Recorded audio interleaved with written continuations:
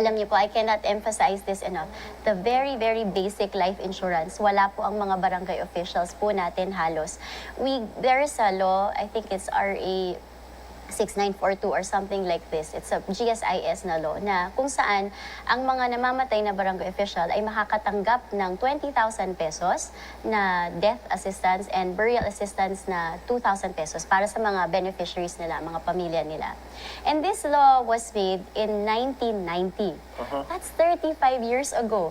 Ang 20 mil noon at ang 2,000 noon, iba na po ang halaga niyan ngayon. So hindi na na-revisit yung batas at hanggang ngayon, yun pa rin ang natatanggap ng mga mga pamilya ng mga namamatay na barangay officials, at idagdag pa po natin dito yung mga pinapatay na barangay officials. In fact, I brought here the data because I wanted to share it with you because this is also one of nung pag-upo ko bilang Liga President, isa to sa mga na-alarm po talaga ako. Alarming cases.